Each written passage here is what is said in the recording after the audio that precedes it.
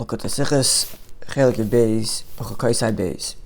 Dini Ma'aser Behema shebesei Parsha Seinu. With respect to the laws of Ma'aser Behema, which comes at the end of our parsha, Ma'aser Behema, of course, is that there's one takes one's cattle, puts them into a pen, and then has them walk through one by one under through a door, under an awning, and with a stick, he identifies the 10th animal. So the pasuk says, "Lo yivaker bein tov l'ra." Person shouldn't select between good and bad. So what does this mean? Rashi explains, "Lo yivaker gomer." That's what Rashi quotes. Because the pasuk says later in Parsha Serei, the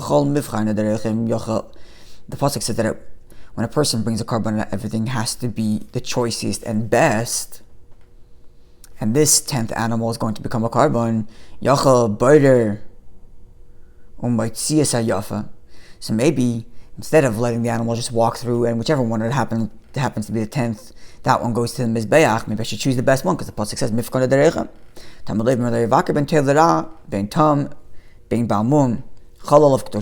And therefore one should not make a distinction between good sheep, bad sheep, whether it's wholesome or whether it has a mum. It is Kadesh by the very fact that it was the 10th sheep to pass through. Balmoon, but not that the Balmoon, the one that's defected, should actually be brought in the as a carbon mizbeach.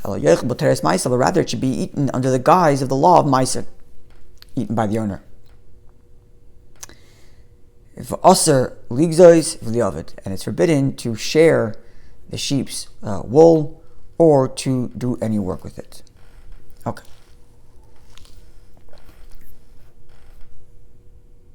Okay, so it's Pashtus. Rashi is coming to explain what does it mean, like Vaker and Tevera. It means don't select one from the other. And whichever animal happens to be 10th, that's the one that becomes Kadesh. And if it's a Balmoon, it doesn't go to the Mizbeach. It gets eaten by the owner as B'teres Meiser, and it's forbidden to share and work this animal even if it's a Balmoon. Okay.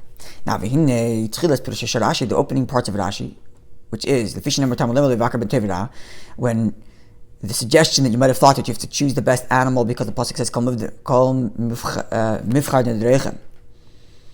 and therefore because the pasuk says it's telling you not to choose the best one, but rather let it be the 10th. That comes from the Teres Kohanim. Footnote through Rashi in consumer, which is not the case with respect to the second half of Rashi, which says that bein tam, bein balmum chalav Kadosha, that whether it's an animal that's fit for the Mizbeach or whether it's an animal that's a balmum that's unfit for the Mizbeach, still it's Kadesh. That does not come to Teres Kohanim. That rather comes Bechukosay Yudalad Beis comes from, is not direct quote, but it's based on the Gemara in Bechukosay, where the Gemara in Bechukosay says that Asiri Kadesh Mikol Makom, that the 10th animal is Kadesh regardless, irrespective of whether the animal is fit for the Mizbeach. And the Rebbe also cites two Rashi Chutz in the Mishnah on Yudalad and Medalef, where there the Mishnah says,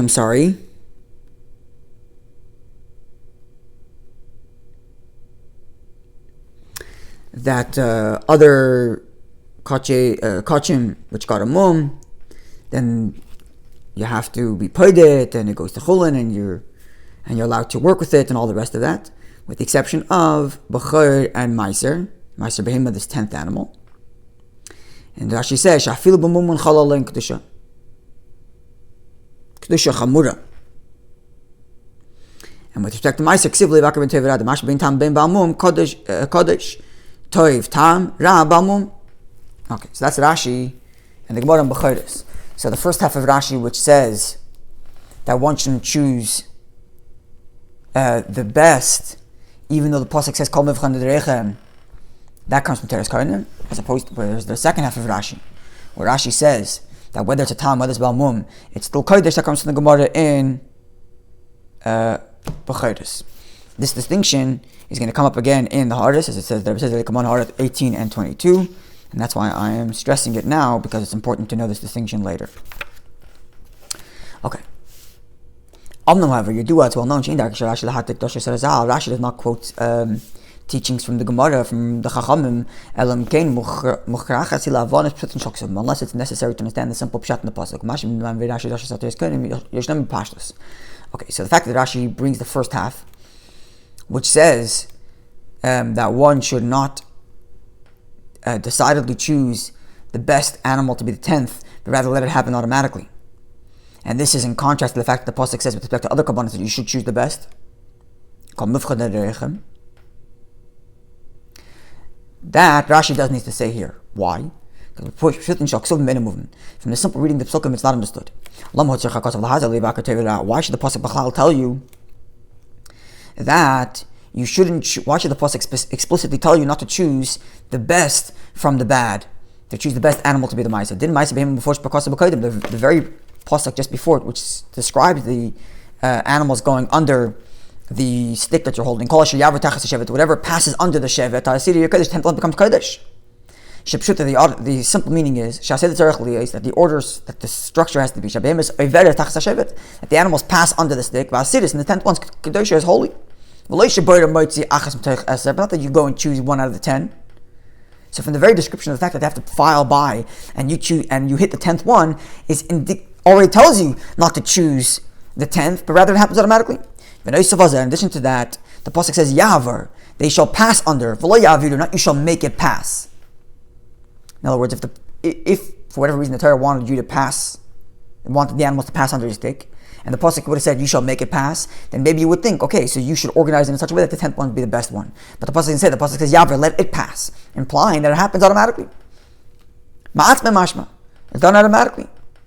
We'll get to footnote 5 in a moment. So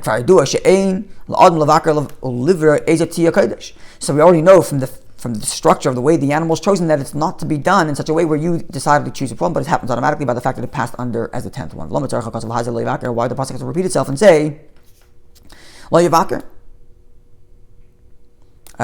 don't choose, don't select the best one. And therefore, Rashi says, you know why the Torah says explicitly because the pasuk elsewhere says you should choose the best animal. And therefore, because of that pasuk, you might have thought that you should choose this 10th one that should be the best. You shouldn't choose it. Okay. So the simple thing is, the Rebbe is saying that the reason why Rashi has to bring Torah's Kohen, which says not to choose the best, is because the reason why Rashi has to bring that pshat is because, notwithstanding the fact the pasuk said, because otherwise it seems redundant. On the one hand, the pasuk says, "Let them pass by," and the 10th one becomes holy. Seems like it's automatic, depending. Doesn't matter what kind of animal it is. And then the pasuk repeats itself. Don't choose. We already know not to choose by the very fact that it passes through. And if Rashi says no, the reason why the pasuk is telling you again not to choose is because you might have thought from a different pasuk that you should choose, because the pasuk says you have to pick the best karbanos b'chalal as a rule. Okay, so look at footnote 5. With there, the Rebbe said the pasuk implies by the very fact that they walk through and the 10th one to pass through becomes holy, means it's automatic. Says the Rebbe in footnote 5, even though Rashi did not bring the drasha of the Gemara says that how should you do it? Right? It actually derives, the Gemara derives it from Kol asher yaver tachas hashevet. Where is it?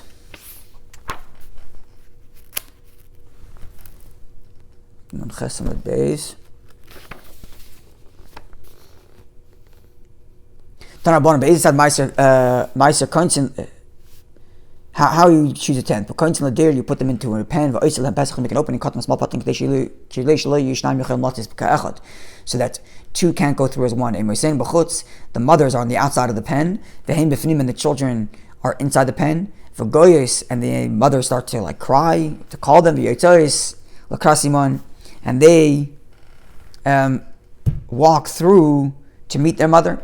So in other words, they're happening automatically. They're responding to their mother's call, not that you're pushing them through. Says the Gemara, why doesn't he push them through? Says the Gemara, if the pasuk says they should pass through, but not that they should be passed through, but they should go automatically. So the Gemara derives from our pasuk that you must pass the animals through automatically. And says the Rebbe, the Rashi did not bring this. Al Pirish Rashi. And Taka, the Maskal David, actually asked that question on Rashi. Taka, why didn't Rashi bring that? Especially considering the fact that Lashon Rashi is Maitzian bePesach, where Rashi in the previous pasuk, in his comment in the previous pasuk, that Kol Asher Yarba V'Shevet, says Rashi, when you come to make the tithe, you push them through the door. You Mitzian, they should go out the door one after the other. And the word Mitzian sounds like you should do it, and then the tenth one becomes holy. Okay, so Masal Davataka asked, the Rashi says Mitzian that you make them, which sounds like you push them through, and yet the Gemara has a drasha from this very pasuk that you should let it go automatically. But the mothers called them. Says the Rabbi Pashtas, but Pashtas Mitzian who lav dafka.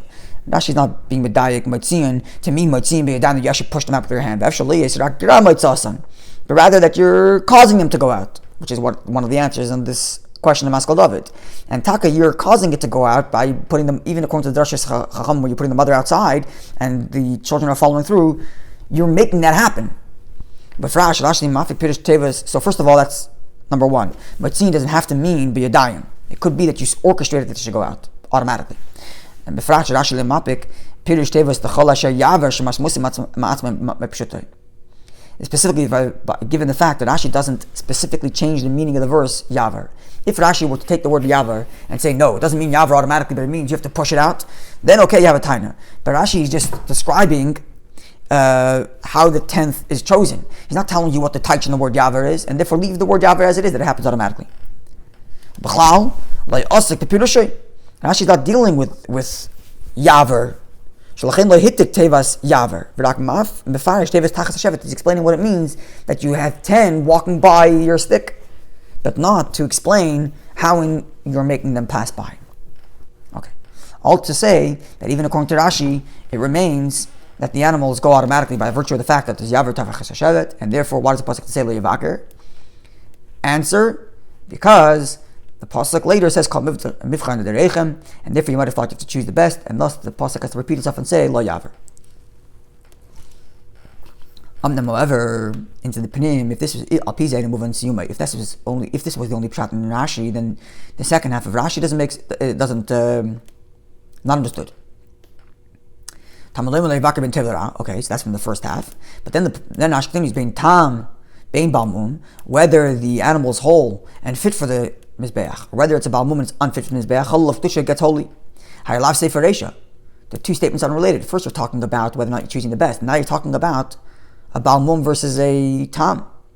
A Tam could be something that's not Muffler either, as we'll see at length later in the Haaretz especially. Okay, so first of all, let's just demonstrate how the first half and the second half are not related. There's a distinction between whether or not you're choosing the best versus Tam and Mum both getting Kadosha. Let's see. Aleph, number one, what you might have thought that Rashi is coming to avoid, you might have thought, because the pasuk says later in Parshas Re'eh, Mivchar Derechem, that you might choose the best, that you should choose the best. And if the pasuk says Lo Yavaker, not to think that way, so that only tells you that you should choose the best one. And that's why it says that don't choose. According to the Pirish we said before. But why would I derive from the pasuk of who says that choosing the best one means that you must choose the best one, and that there's no Kadisha unless you chose the best one?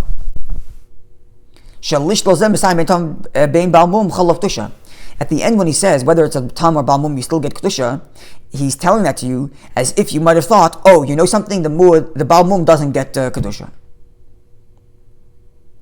So he's in the second half, he's negating the concern that there's no Kadosha in the wrong one you are choosing, the Balmoon.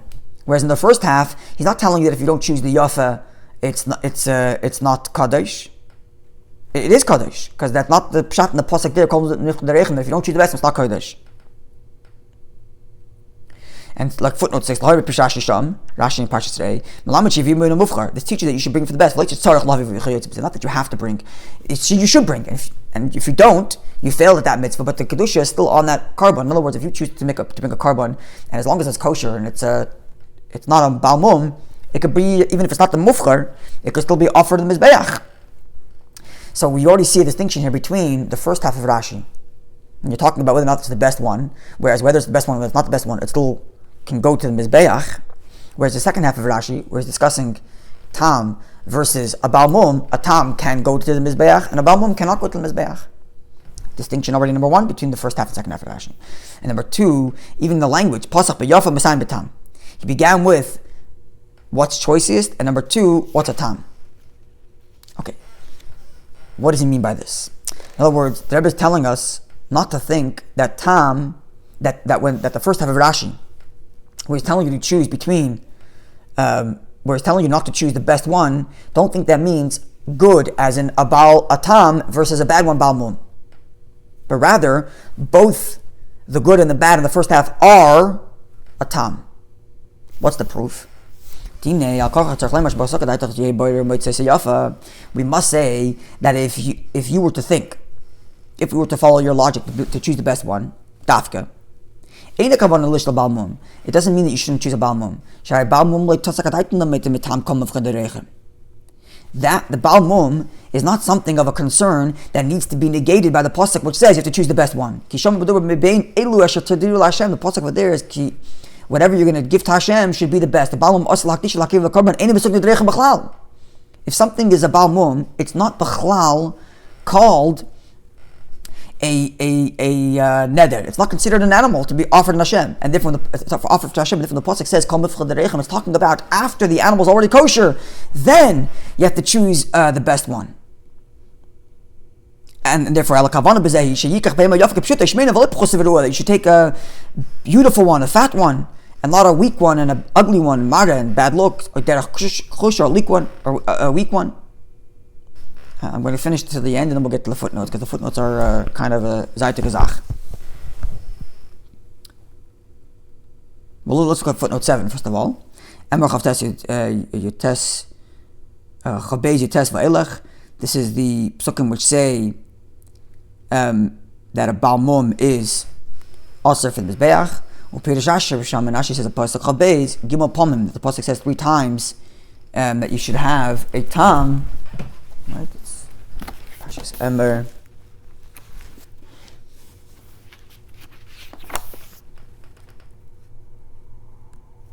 Lois akrivu. Pasuk says shalish pomim. It says 3 times less akrivu. Lahazel akdeshon v'alshitchosim v'alzikasdamam. That you can't even make it Kadesh if it's a Balmoon. Okay. Now, let's go weiter. So now, if so, considering the fact that when the pasuk says choose the best one, the pasuk parsha today says mifcha derech, you should choose the best one. It's talking about not a question of choosing a Tam versus a Balmoon, but rather it's talking about even within a Tam, even within that which is permissible from the Mizbeach, you should choose the best one. Number one, Ma'asim being Tam, top page 131, Ma'asim being Tam being Balmoon chalav dusha. Why is he ending off by saying that whether it's a Tam or whether it's Balmoon, there's Kadosha? Tam Balmoon man dachashme. Who is talking about Tam Balmoon? We're talking about within Tam, you have to choose the best one. Number one. From the fact that the pasuk says, don't choose the good versus the bad. Meaning, don't select the best one, rather let it happen automatically. But both of these would have been worthy. So who said Bechlal if it's Balmoon it gets Kadesh? Who said that here? Who Bechlal says that the 10th animal if it's Balmoon is Kadesh? How do you even know the Bechlal? If the only thing the pasuk is telling you is not to choose the best one within the category of that which is permissible to go to the Mizbeach. But if it's not permissible to go to the Mizbeach, it's a Balmoon, who said Bechlal it's Kadesh? Okay, so now let's look at footnote 8.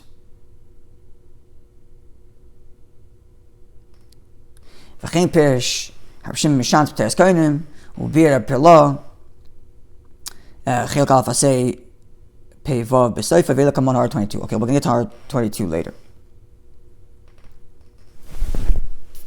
Where there the Rebbe is going to contrast his beer and Rashi to the Perlo's explanation. We'll leave that for now. Now, over here, the Rebbe is commenting on the fact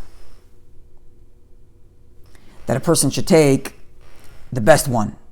And this is how the Rash Mishans teaches in Teres Karnim, that a person might have thought to choose the best one, because the Pasuk says, Kol mifchad derechem, choose the best one, which means, according to the Teres Karnim, that by other kabbanis, you're obligated to take the fattest and nicest and best carbon, best animal, within those that are permissible to go. Said the Rabbi Levi. However, note the lashon of the Rambam.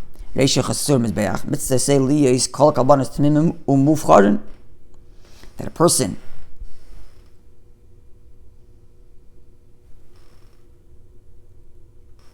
should choose, should bring karbanos that are both wholesome and mufchar.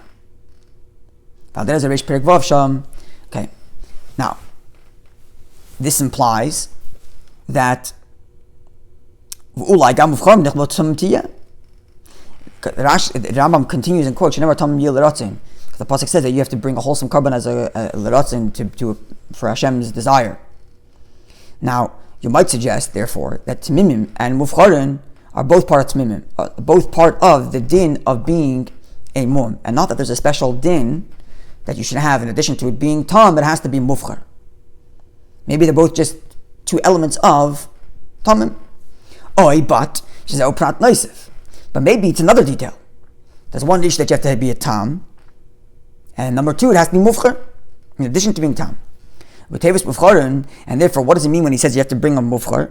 Kavanah's intention is al derech mashakasov bepereg beis halachaches dalot chayloim acherim, that there are four sicknesses, that there are four animals that have a certain sickness. You don't bring them on mizbeach lefi she'einom min mufchar, because they're not mufchar.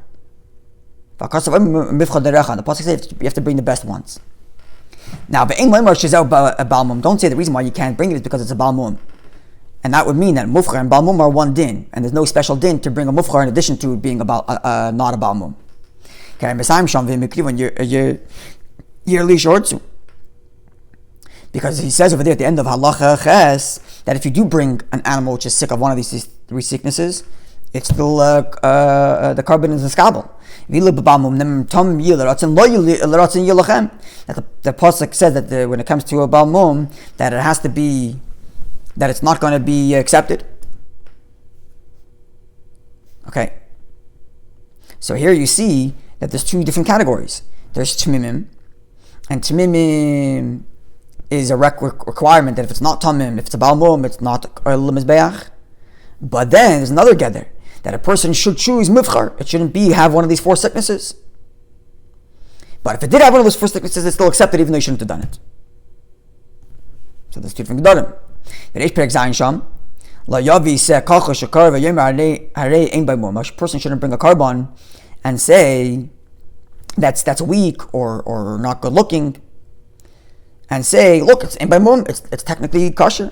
And whatever it brings, should be the best. So again, you see that mufchar is in addition to being mum, to it not being a balmum.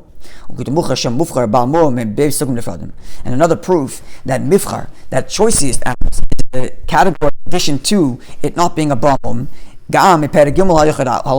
Where there it says that there are 14 different things that can disqualify something from being mizbeach.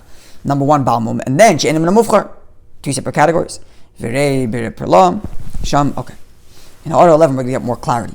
But the bottom line over here in footnote 8, that it was telling us that you can see clearly that this is from the Rambam, even though in this introduction he puts Tmimim and Mufcharin together, Shenemar Tam Yilaratzen, nevertheless, that brings all these rayas that Mufcharin, the issue of bringing the choicest animal, is in addition to the issue of Tamim. Even though if it's not Tamim, it disqualifies it, and Mufcharin doesn't make it, if it's not Mufchar, it doesn't make it disqualified. But nonetheless, you see it's a different category. More details on this issue in footnote 11. Footnote 9. Now, this is like this. We said in the Pnim that the pasuk which says Mifchan Derechem means you should bring the best animals, not Balmoon versus Tam. Hainu says there in footnote 9, Be'ikr she'ena yafa. Meaning to say, don't bring something which is not good looking. but not that it has some actual negative effect. And it's matim carbon, something which has a definitive negative effect. It's sick, it's disgusting, or it's older. Then it's already not allowed to bring a carbon. The thing is, there's a question of it's a decent animal or it's a very good-looking one. And the pasuk Mifchan Derech is telling you not just that it shouldn't have any bad qualities, because if it had bad qualities, it's forbidden. It's a question of that it should mamish be the best one. Okay. Number 10 says that the Prim said that you shouldn't get a ugly one or a weak one. Aleph, the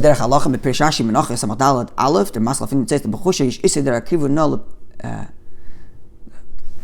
in Malachai Rebbe. Okay, so this is an interesting one.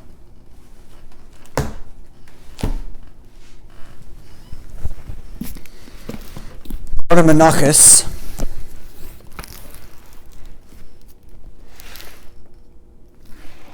is talking about a person who has two karbonis, and he shechted them, both of them on Shabbos. So and it's a chatas of the tzibur, and therefore only one was really allowed to be offered on the Mizbeach on Shabbos, at least according to this part in the Gemara. So says the Gemara at this point, where Rashi's commenting, that Chayav al Shniya, he's liable for having offered the second offering, but a Patla Rishona, he's exempt for having offered the first one, because the first one had to, because he didn't need one. And then the Gemara says, I feel him says Kosher, even if the first animal turns out to be weak. And quote from Rashi there, before he shechted the second one, he discovered that the first one was weak. Right? So you might have thought, hey, the first one was weak, it wasn't a good carbon, then I have to bring the second one, and therefore I shouldn't be chayiv for the second one. Why? What prohibition did I violate? What's that? This is a pasuk in Malachi, which says like this. Talking about Malachi is relating the word of Hashem. And Hashem is upset with the disrespect. And the pasuk says like this. I'm reading in the English. When you present a blind animal for sacrifice, is nothing wrong? And when you present a lame or a sick animal, is nothing wrong? Present it, if you please, to your governor. Hakrivona lepechach. That's how it seems like it's pronounced there. So you see, anyway, the point is that lahalacha, there's this issue of violating a pasuk in Malachi if you bring an animal that was weak. Okay, see the next footnote. We'll get more details in this halacha about, in addition to an animal not being a Balmoon, it also has to be the choicest animal. It was like this. From our Rashi, at this point, mashma it seems, that the truth would be, but loy limud loy vaker, had the pasuk not said loy vaker, don't choose the best one. You would have thought, in other words, Rashi, you would have thought that to choose the best animal, shmena, the fattest animal. Same thing is true of every other kabbanis, loy nemar by a mute. From the very fact that Rashi says the pasuk called Mifchan Derive means you have to choose the best one. But with respect to Meiser Behema, with respect to the Meiser, the animal it's walking through, the pasuk said Lo Yivaker. That means without the pasuk Lo Yivaker, you'd be left with the law that you have to choose the best animal. So it would seem to be implied from Rashi that you're required to, by every other carbon, to choose the best one. And the Shul Gilner says Pirshash Shom Kosav Shi Yavu Min Muffler V'Li Pirish Ma'u Muffler. So that doesn't help us. Aval but Reigoraya, back into the footnote 11. Reigoraya Pirshash Parsenu Chav Zayin Yud L'Gabi Akrava Ein Chiluk Ben Kochash V'Shemen.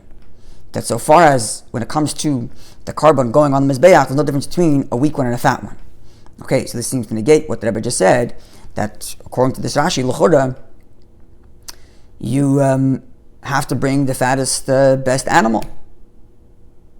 Now, but Rambam Shabara 8.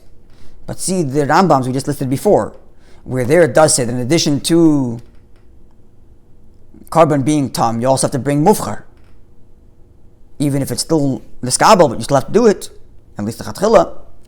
And especially, the Rebbe adds another citation for Rambam. The end of Hilchos Mizbeach, where it says, "V'yavi karbanim and yafar ha-meshubach b'yoser." A person should bring his carbon from the best and fattest and nicest animal. Yaktish min yafa, he should dedicate for the best. But there, it's like the Rambam is kind of closing off with Musar Haskell. That whenever you do anything for Hashem, you should always do it the best you can.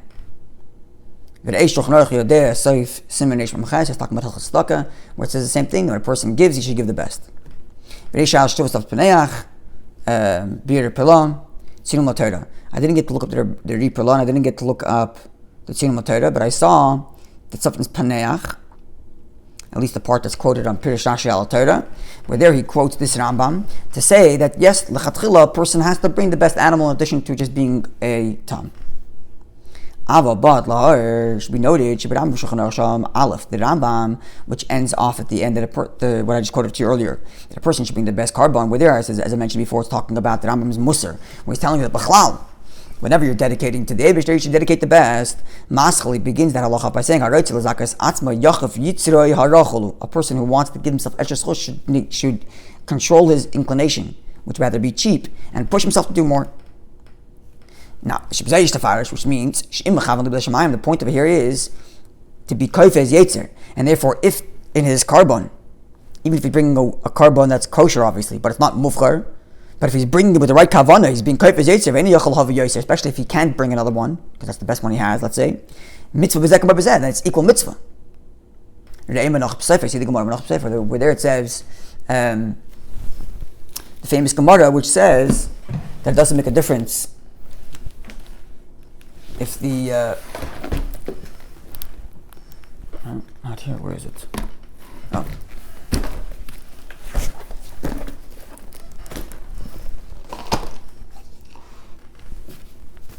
Famous Gemara Menachos, which says,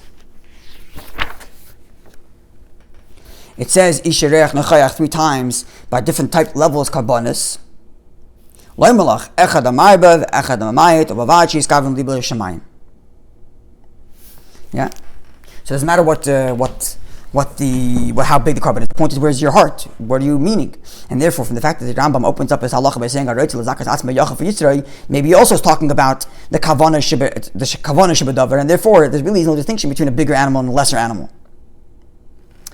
See Toises Shvuos Tezvav Aleph Der Maschal Lamdach V'Baruch Le'il Amud 10 Ha'ar 3 V'Amud 13 V'Elech.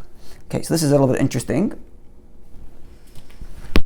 From Shvuos, the Gemara in Shvuos quotes the same Gemara we read from Menachos, and there Tosfos says, and I'm explaining the Tosfos based on the way that Rebbe explains it in Le'il Amud 10 Ha'ar 3. So you can go look that up and you'll see how the Rebbe teaches this Tosfos.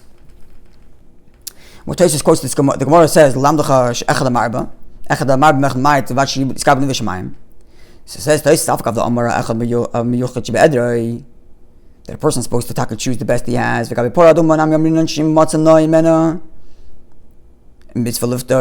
found the better animal, he should be paid it and buy the better animal. So you see that sometimes there is a requirement, there is this necessity to get a better one. So what do you mean?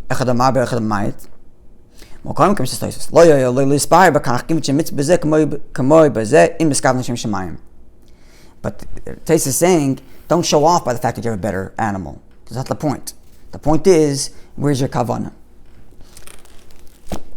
Okay, this little distinction is going to come up a little bit later in the footnote. We'll see in the Shula Billion. Okay, that's the first thing to note.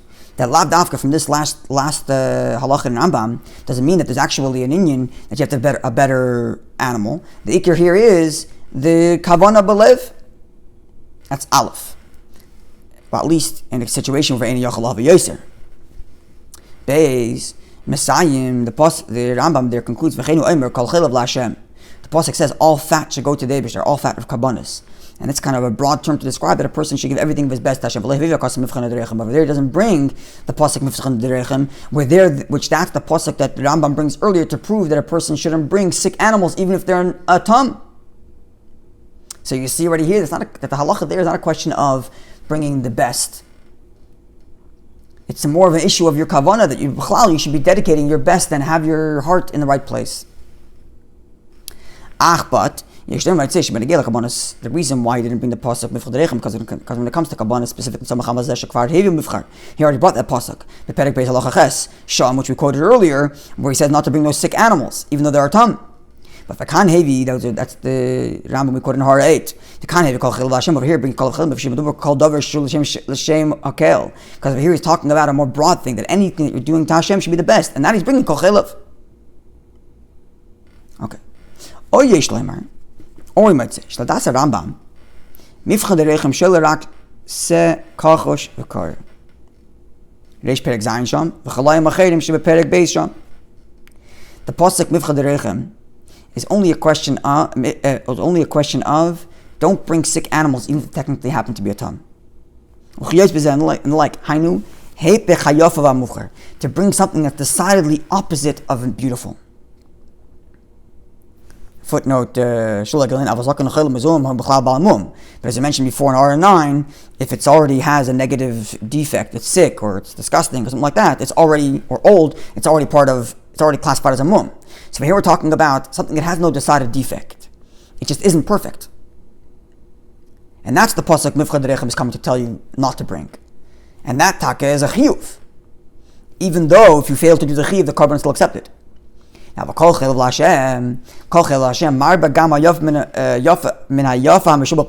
is the nicest and the best. Not a question of not bad, but actually the best. So it comes out, there's three dargas. First, make sure your animal's tum. Number two, make sure it's not ugly. That's from the pasuk. Number three, you should, because it's dedicated to Hashem, do the best you possibly can. Now, footnotes. They're interconnected. Meaning to say, when it comes to the carbon itself, here the Rebbe is making reference to Likkutei Sichos earlier in this Chelek in Amud 13, which we mentioned a little bit before, where the Rebbe makes the distinction between the carbon itself, hakrava, versus the person dedicating. So when it to the carbon it has to be the best. It has to be it has to not be ugly. Because if it is, if it doesn't qualify, they have a come by bizayin kachim. It's disgraceful. You're bringing an ugly animal to the carbon. See the last Rambam in R8. The mezbeach is the key word. When it comes to the person, so it's a very geschmack little pulpul, all related to whether or not, in addition to the animal being a tum, it also has to be muffler in the varying degrees. Back to the pnim. All the bottom line is that we're asking a question on Rashi. The first half of Rashi talks about not choosing the best animal for your meiser behema, because it has to be automatic. And that, the reason why you might have thought to bring the best, is because the pasuk said Mifchad Derechem.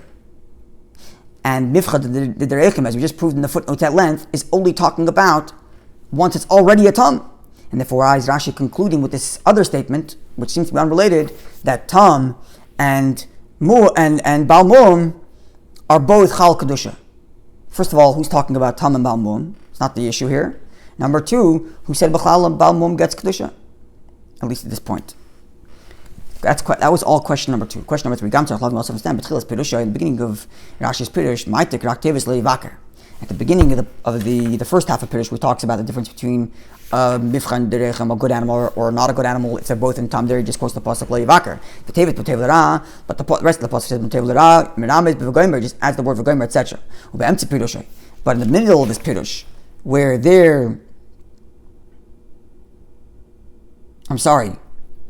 when Rashi quotes the pasuk in his Dibur Maschli, he says Goymer. But then when Rashi says, in the middle of his Pirush, when he comes to negate what you might have thought from the pasuk Kol Mivcha Derechem, he says, Talmudim le'yivakar ben tev l'ra, ben tev l'ra, and he doesn't just say the goymer. Okay, Dalet. We also have to understand the end of Rashi. But Rashi says at the end that whether it's a tam, whether it's a Balmoon, Chalal of Kadosha, but loishi yakar Balmoon. He seems to be superfluous. The Torah already said earlier, anything that has a mum, don't bring. So it doesn't have to repeat it here again. Footnote 12. And the simple meaning might have said because he just finished saying that a Balmoon also gets Kadisha. Even though you're not allowed to make a Balmoon Kadesh, like mentioned number 7. Footnote 7 we quoted before that Rashi said the reason why the Torah says 3 times less akrivu is to tell you can't even make a Kadesh, never mind not bringing it to the carbon. So you might have thought that hey, if the Balmoon is becoming Kadesh, or already violating the law of Balmoon, so maybe it goes to Mizbeach, and therefore and that's not the Gemara's havmin. The Gemara says maybe considering the fact that it's already Kadesh, maybe it should also be makriv. And the Gemara brings a limit to say it's not makriv. You're not makriv in the Mizbeach, even though it is Kadesh. But because there is such a Kadaita, therefore he repeats himself and say, no, but even though I said it's Kadesh, don't think it becomes Kadesh. It goes to Mizbeach. But the Pshat and Rashi is going to become much more sweet. Al Piyam Avor Lakamon, as we explain later. Okay, question number 5. No, that Rashi Pritashim Mikra Bebeis Pirushim Shepirusha Sheyech B'Teres Ma'aser V'Asal Ligzes V'Lavid. Rashi says at the end, in what way is it Kadesh? That it should be eaten B'Teres Ma'aser. Number 1. Number 2, that it is forbidden to share the wool and work with it. Now, who said that that's the halacha in Pritashim Mikra? Footnote 13. Who? Don't say the reason why Rashi is bringing these two pratim not because they're somewhere available to be derived from Pritashim Mikra. Because the reality is that a Balmoon taka can't be worked, it can't be shorn, and it's eaten b'teres ma'aser. Because he said Chalal Kadosha,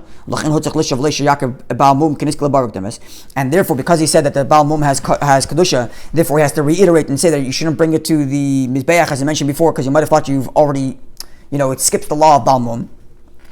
And therefore Messiah therefore he concludes with the rest of the halachas. Because these are the elements of Kadosha that exist for the Balmoon just like the Tam. And that's what Rashi is bringing it, because that's just the reality. It remains Kadesh, just like a Tam, in that it's Yechel B'Teres Ma'aser and it's also Ligzes V'Lavid. It just doesn't go to the Mizbeach like a Tam. Now, if that's the only reason, Rashi doesn't have to bring it all. Don't say anything. Just say there's Kadosha, but it doesn't go to the Mizbeach. Move on, and it will be self-understood that whatever other Kadisha is on the Tam, is on it also. When it comes to the Tam, Rashi does not, when it comes to the Tam which goes to Mizbeach, Rashi doesn't bring all the rest of the dinim. He just says that it's got to be brought to Mizbeach, and the kohen and the owners eat a certain percentage. Certain parts of it gets burnt in the Mizbeach, and certain part gets eaten. It doesn't mention that it shouldn't be worked. It doesn't say all the dinim. So if he doesn't have to say it by a Tam, then why should he say by a Balmoon? Just say that the Balmoon is Kadesh, doesn't go to the Mizbeach, and since you know it's Kadesh, doesn't go to the Mizbeach, then whatever halachas of Kadisha that are involved in the Balmoon apply to here also, with the exception of going to the Mizbeach. Okay, so lots of questions. Habir is the answer.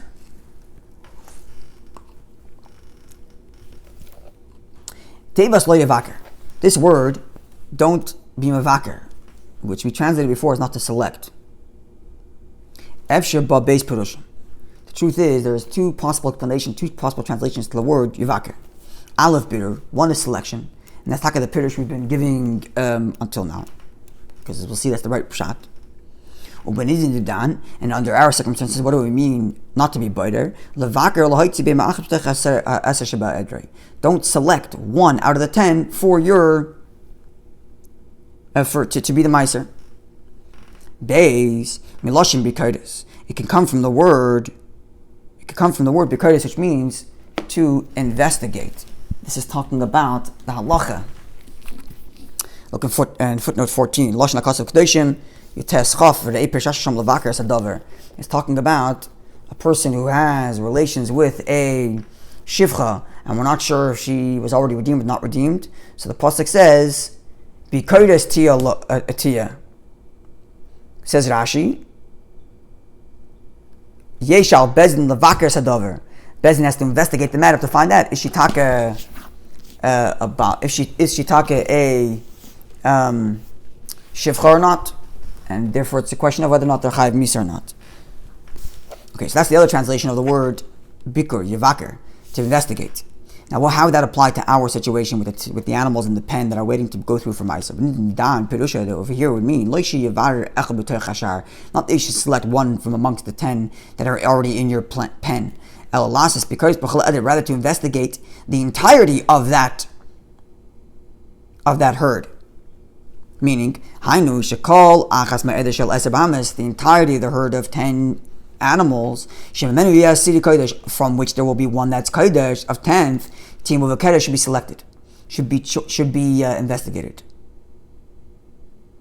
Meaning, I should choose 10 animals and put those into the pen, and then allow one by one to go through. Now the halacha is the truth is that I could decide or I could do some sort of investigation and some sort of decision on which 10 should go into the pen from which there should walk by one. The Gemara said that a person could put a mum on all 10. When the Gemara is discussing that a Balmoon could be Kadesh, there the Gemara says, where is it there? No, anyway, the Gemara says that a person could make a mum on all 10 of them. And then automatically the 10th was going to be Balmoon because all of them are Balmoon. Moving from this understood, Pashtas understood, obviously, the other way around. If I'm allowed to make all of them Balmoon, and then automatically the 10th one's going to be Balmoon, then certainly I'm allowed to choose 10 beautiful ones, and now automatically the 10th one will be beautiful. Okay, now which of these two is the more pashtastic way of learning this pasuk, lo yevaker? Lo yevaker, don't select from amongst the 10, or lo yevaker, don't select all 10, don't investigate to make all 10 the way you want them to be. In the Pashas from the simple reading, the Psukim,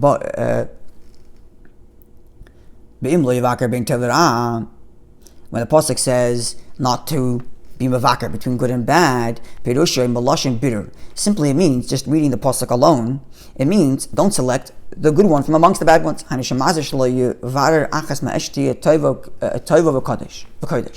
It's telling you not to select one of the 10 to make that one best, and that should be Kadesh. But if that's the pshat, it's redundant.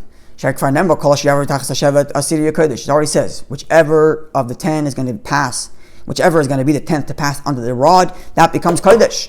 Because that's, as mentioned before, understood. Which means you shouldn't select one from amongst the other ones.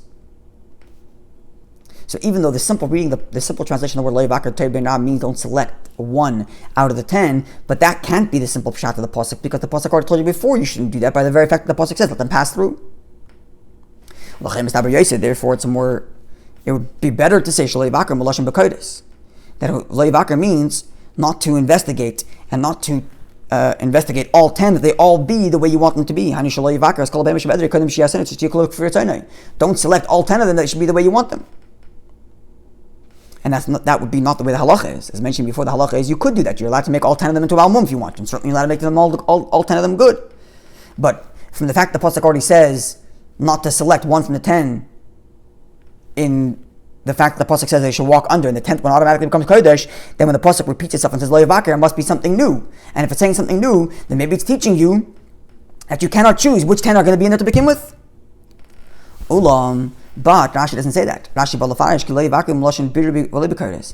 says don't select one from amongst the other, right? That's what Rashi's opening words is. Don't choose a good one because the pasuk says that the carbon should be best. Don't choose the best one to be the carbon. It means Rashi is specifically talking about not selecting one from amongst the 10, rather than a question of selecting all 10 of them. That's Rashi only quotes the pasuk, the word Leivakar. His main primary objective here is to translate the word Leivakar. Does Leivakar mean don't select one from 10? Or does Leivakar mean don't select all 10? Or don't investigate to make all 10 of them one way?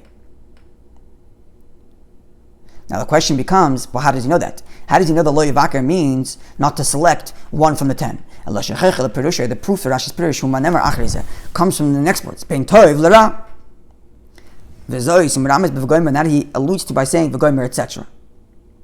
So first of all, Rashi is coming to explain the word lo yivakar. The lo yivakar does not mean don't investigate all for all 10, but rather it means don't select one from amongst the 10. How does he know that? V'gomer, etc. Look at the next few words. How does the word bein tov l'ra prove that the word yivakar means select one from the 10? Because when the pasuk earlier says, with respect to choosing and selecting a behema for a carbon, pasuk says lo yichlevenu, don't change them, and don't switch them around. Tov b'ra, not a good for a bad one, and not a bad for a good one. Okay, and if that's the case, but pasuk down in our pasuk, even the farish, if we're going to say the lo yivakar shelo yaseh b'kadosh be'edrei, the lo yivakar means that you're prohibited from choosing what the 10 will be, investigating all 10 of them. Why does it only say not to select, not to be mavakar, not to choose good over bad? It should be both ways. Don't choose that all 10 should be good, and don't choose that all 10 should be bad.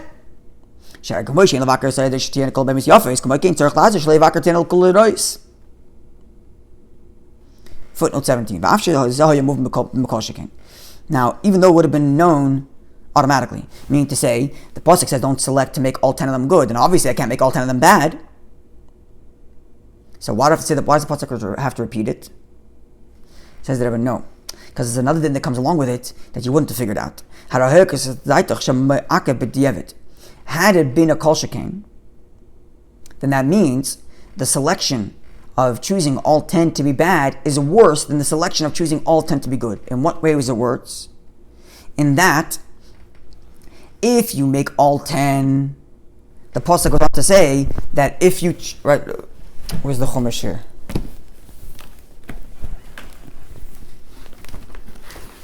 The pasuk goes on to say that lo yivakar v'lo yimirenu v'im hamar yimirenu v'hayu hus m'rasa yikadosh lo yigal, that they both should become holy. Both the one you chose by mistake because you weren't supposed to, and both the one that happened automatically. Right? So now you might have felt like this: if the fact that you were selecting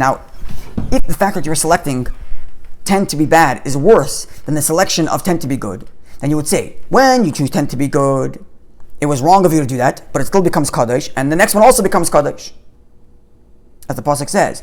But because selecting all 10 are worse, then maybe it doesn't become Kadesh at all. And therefore, Tzarech Lashmenu Shim Avar Va'asa, and therefore the pasuk would have to say it both ways, because there's a kula and a chumrah, right? The chumrah is that you shouldn't do it, and the kula is that if you did it, it's okay. So for the chumrah, it's a kol shekain, but not for the kula. And therefore, the pasuk has to say it for the kula side. That even if you failed and you selected all 10 to be bad, it still gets its kadesh and it gets the law of hutnasa yikadosh. You found that pirush. You should go look at it. It's very geshmak, and it's very similar to what they're saying over here. Okay. All to say that if lo yivakar means don't investigate to make all 10 good rather than bad, and don't make all 10 bad rather than good, then it should have said so explicitly, bein tov l'ra, bein ala tov, just like it does with respect to the law of the behema. Now, because it only says don't choose the good out of the bad, therefore, it must mean that lo yivakar doesn't mean don't choose all of them, but rather don't select one from amongst the 10.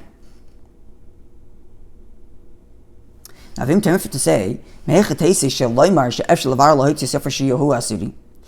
to say, well, why would I ever think that you should select? The pasuk is telling me not to select a good one out of the 10. Well, who said I should? Therefore, because Taka the pasuk says later, when it comes to a carbon, you should try to choose the best one, as we explained before in the footnotes at length. Then, in addition to it being a tam, it should be at least Muffler. Therefore, you shouldn't do that. Now, come to footnote 18, it's beautiful. Now, from the fact that the pasuk is only here to tell you that you shouldn't think that you are required to find the best. L'chora means to say that that you don't have to say the dash at least. That there's a prohibition against choosing. It's only a shlila. In other words, we're only lo yivakar is not an injunction, do not select, but rather it's saying, don't think you are held to the standard described in the other pasuk, which says to choose the best one. And if it's only a question of not being held to the standard of lo yivchar, of mifchar dereichem, then if I want to, I could choose the best one. There's no prohibition against it. Even though the halacha is, there is a prohibition against it. And we'll see how footnote 22, more details on that. Now back to the Pnim, and that's what the pasuk doesn't say. Don't select bad out of the worst one.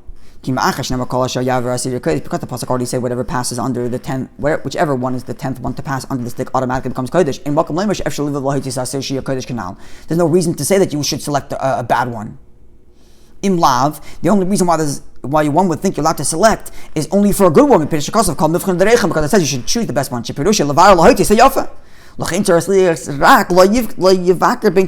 the pasuk only has to negate that which you might have thought from the pasuk, which would have led you to think you should choose the best, and therefore the pasuk only has to negate that, and therefore it only says lo yivakar ben tev rather than, and therefore does not have to say ben ralatoiv that you shouldn't think you have to choose the best one because the pasuk in Kol Miflarechem would have led you to think that way. Okay, so we're moving slowly our way through Rashi. And now, Kosher.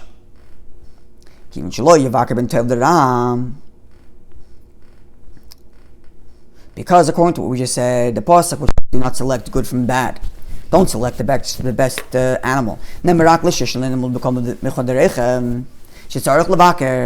This is only coming to negate the injunction of the pasuk in the which says you have to select the best one. It should just have said don't select, and that's it. Because then too it would mean don't select the best one. Why? Because there is no reason to choose this, to think you should select. For if it were not for the pasuk that says choose the best animal for your carbon, which the intention is to bring the best one, there's no reason to tell me not to choose the 10th one. We already said a bunch of times earlier that from the fact that the pasuk says whichever one lands on to be 10th to walk out means you shouldn't select. And the only reason why I think you should select is because the pasuk elsewhere says choose the best one from your carbon. If that's the case, then just say lo yivakar, don't choose, and automatically I know when the pasuk says don't select, it's referring to something I might have thought to select. What would I have thought to select? Obviously, I'm not going to think to select the worst one because the pasuk already said not to select. I'm only going to think to select a better one because the pasuk elsewhere says to choose the best one. So why explicitly state lo yivakar bein tov l'ra? Just say lo yivakar, don't select, and I'll know it means not to select the best one because that's the only thing I would have thought to think. Footnote 19. But don't think that if the pasuk said lo yivakar without being tov l'ra, you would have thought it means b'kodesh selecting or investigating to choose all 10 of the animals. We said before that the reason why Rashi knew that lo yivakar here means birur rather than b'kodesh was from the fact that it said v'gomer, because it said bein tov l'ra. Now, if we're taking away the word bein tov l'ra, we'll go back to square one. Maybe lo yivakar means b'kodesh. It says no. And you might have thought the pasuk will tell you not to make any bikodes, not to select all 10 of them. No. Why?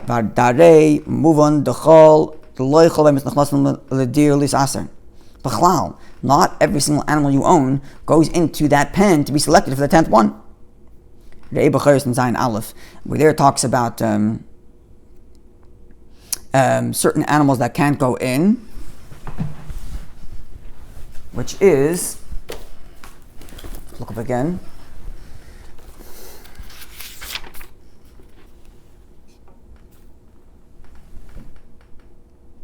If it's Klayim or Trefa, Yetzedoifen, Muchosezman, Ayosim, if his mother died, a bunch of animals don't go in. So before the animals go into the Eider, reality, you have to do B'Kodesh. Otherwise you might violate some halachas. Vinkein, Muchoshiyasa B'Kodesh. You have to get rid of the ones that are unfit to be there. Even though those animals to be excluded from the Eder that's going to pass through to go onto the Shevet is not mentioned in Rashi. Number one, there are already a bunch of animals that you're not allowed to bring in Akrava. Vayikra Aleph Beis Gimel Yud and Yud. Vayikra Perek Aleph Pasuk Beis and Gimel and Yud. And where it talks about you can't bring a gazelle, an animal that killed somebody, or things like that. Okay, so even in the Shemikra, there are certain animals that can't be put into the Eder, and therefore you have to select to make sure that they're not in the Eder. Now, what about Balmoon? Balmoon also can't be a carbon. So maybe you should make sure that they're not in there also. No. If we didn't have a special limud, that a Balmoon gets Kadesh, which we'll learn soon what that limud is,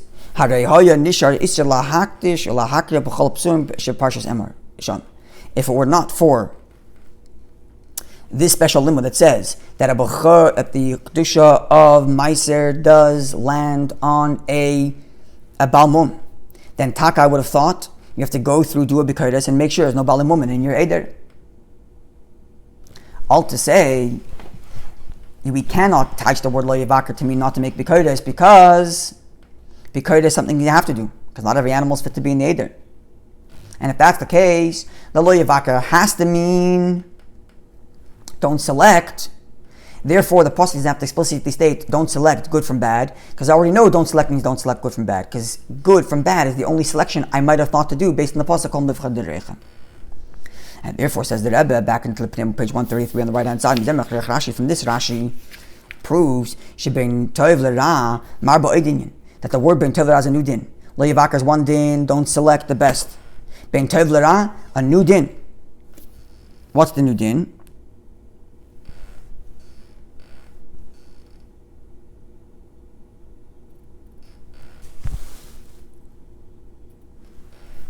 Yeah, in footnote 20, and this is not one big drush like the first half of the pirush, where the first half of the pirush is not to choose the best one. There are some commentators in Teres Kohanim which took all of Rashi's words and attached to Teres Kohanim. Wherever there, as we mentioned way back in footnote 3, that the Teres Kohanim only has the first half of Rashi, which says not to choose to select the best one. The din that even a Balmoon has the Kadosha is not in Teres Kohanim, that comes from the Gemara. And if we're here, the Rebbe is making that split and saying there are two separate dinim. One din from the Teres Kohanim, which is not to have the best one, don't choose this best one, that comes from the word Lo Yivakar. The din from the Gemara, that both a Tam and a Balmoon get Kadesh, that comes from the next words, Ben Tov Ben Ra. That's what Rashi says, the Rebbe says in the Panim. Ben Tov Ben Ra, Marba Odinyan Tam uBalmoon. Uba Kosav Loimer. When the pasuk comes to say, Ben Tam, Ben Balmoon, Chol Tusha. So the word Lo Yivakar means don't select the best one. Ben Tov Ben Ra means whether it's Tam, whether it's Balmoon, it still gets Kadosha. Footnote 21. V'tevet Ben Tov Ben Ra, hina takas lashon hakosov b'finim b'Rashi. And the word Ben Tov Ben Ra is not part of Rashi's commentary as a proof text, but rather it's like it should be bold as part of a Dibba Maschel. It's quoting the verse inside the pasuk. As is the case, many commentaries of Rashi in the Torah. There is a citation to Likkutei Sichos in Chelek Amar 58, where there it says to look somewhere else, and if there it says, well, there's a few citations there. One Rashi, and another citation, another place in Likkutei Sichos in Chelek Aleph. I think I have it here.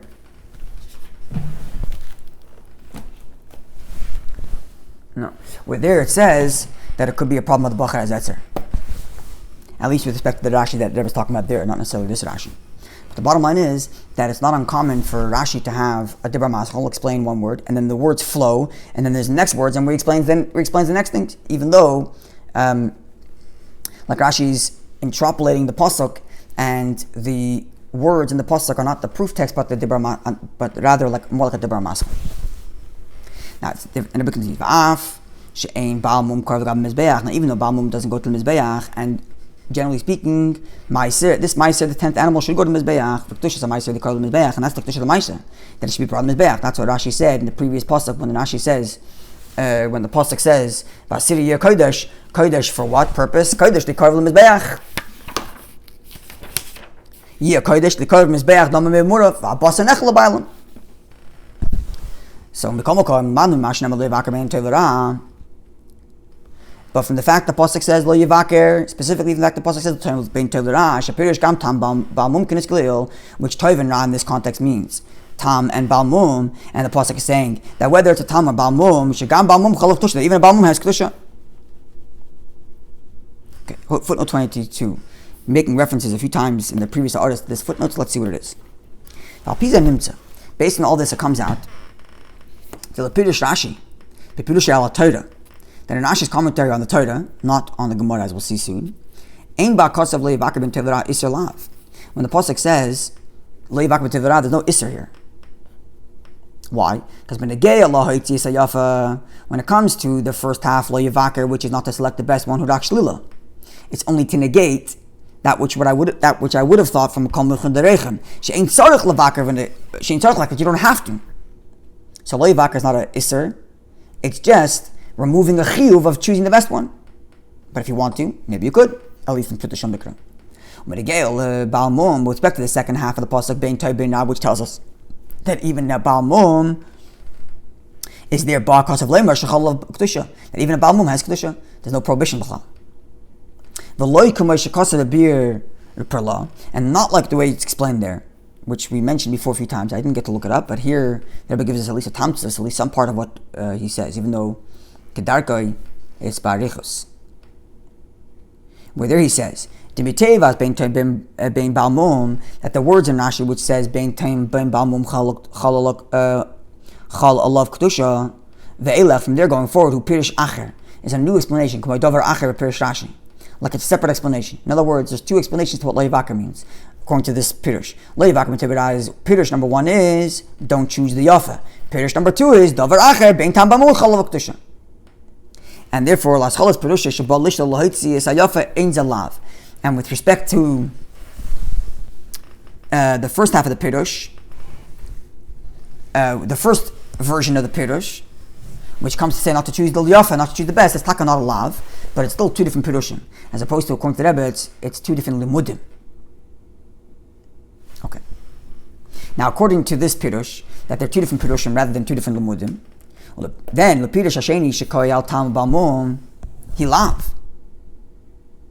But when it comes to bein tam bein balmoon chal of Kadosha, it actually is a lav. A lav in that you shouldn't choose a balmoon or you shouldn't choose a non-balmoon. You should let it happen. Ein sham shakatari baruch b'zeh shaldait is a machlekes tateres kainim kan. This really toy pirish yafa would actually do. And see over there at length. Again, I didn't look it up, but I'm going with what the Rebbe says here. That see at their length where he said that teres kainim, which I mentioned before. We learned before. Teres kainim is the first half of Rashi, and the Gemara has the second half of Rashi. Now, according to this pirush, that the first half of Rashi and the second half of Rashi are two different pirushim, and that means the Teres Kohanim, which takes the first half of Rashi, the first pirush of Rashi, and the Gemara, which is where Rashi takes the second pirush, his second pirush, that means the machlekes between the Gemara and Teres Kohanim. Meaning, the Teres Kohanim over here, the sphere related to pirush yafa. That when they touch the word lo yivakar bein toiv lera, means don't choose a good one, yafa. It's only to tell you the pasuk tell you it's not requiring you to have the best one, like you would have thought from the pasuk kol muvcher. But for Gemara but our Gemara b'cheres svila dahavazar slav, that's actually a lav, meaning not to select a tam or a mud. Upirish teverahu tam balmoon. V'chenu das sefri re'ei kevayin gamkin tzafnes paneach v'sham. Machlok is Rashi Taisvis b'chodes and chesem shemibeis b'biras hayafa im avra al lo yivakar. What's this machlok is Rashi Taisvis? So this is a geshmak inyan. Though again, I didn't look up the Tzaf Paneach, but from what the Rebbe says here, you can get it. You can pick up the idea by looking at the Gemara over there, Ches Amud Beis. Okay, so the Gemara there says that there are 3 times that you've been. It's a question of when during the year do you do this. So the Gemara says like this: the bottom of the Chesam Adal from Bechiris. Chamisha ba'av. If a person has 5 sheep that were born in the month of Av, Chamisha ba'elul 5 that were born in the month of Elul, Chamisha b'Tishrei and 5 that were born in the month of Tishrei. Now you run into a problem here because these 5 that are in the month of Elul depending on when you put Rosh Hashanah for Meiser Behema, either at Aleph Tishrei or at Aleph Elul. So these 5 animals that were born in Elul either belong to the previous year or to the coming year. So if you have 15 animals, 5 from Av, 5 from Elul, and 5 from Tishrei, you put all 15 into one pen, Lisasa to get 10. Then Noitel Echad Min Elulian, and you take one of the 5 that were born in Elul, and you make that one your Meiser. V'ashar Protim Mimanashaft. And the other 10 are exempt Mimanashaft. Either it belongs to the year before and therefore it's pointed that year, or it belongs to the next year and it's pointed that year. Now the question becomes, one second, you're selecting from the Elul. How can you select for the Elul? So, Tosfos says, the Ein Shayach Lesser Kamishum Leivaker. Why? The Asar Puki Balmoon. The issue of Leivaker is exclusive to don't choose a Balmoon over a Tam. And over here you're choosing an Elul one over an Av one, that's fine, according to Tosfos. So that is in line with the way Rebbe explained our Gemara, the second Pirush, which is there's a lav. Don't choose a Balmoon over a Tam, or don't choose a Tam over a Balmoon. Now, how does Rashi get around this? How do you allowed to choose the Elul? It says Rashi, no. Not that you should go and select to make it be the 10th. So according to Rashi, Leivakir is not to select anything. Never mind between Tam and Mum. Ella, what do you do? So the Gemara says later that in theory, even though you shouldn't, but a person could count them while they're standing in one place, and the 10th one becomes Kadesh. So if you count them in 10th place without forcing them to walk through, you can then make it land on the Elul one, even though you aren't selecting it to be the 10th one. But from this Rashi, you see the Leivaka goes to choosing anything. You see like this.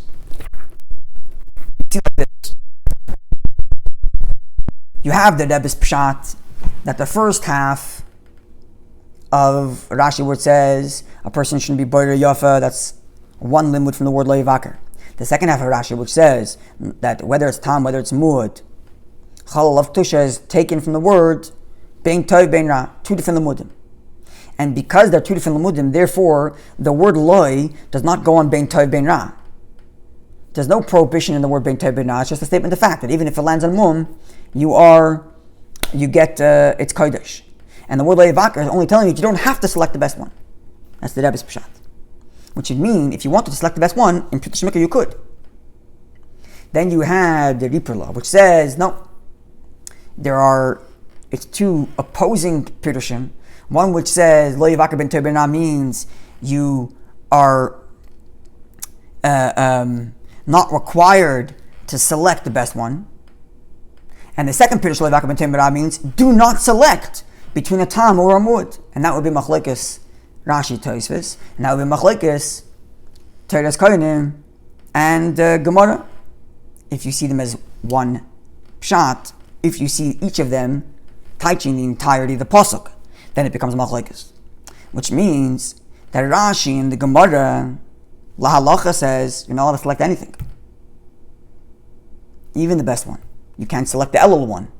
You have to do this trick where you're counting number 10 without pushing it, without doing it the proper way of making it go through the Shevet. But Rashi on Torah, as we said before in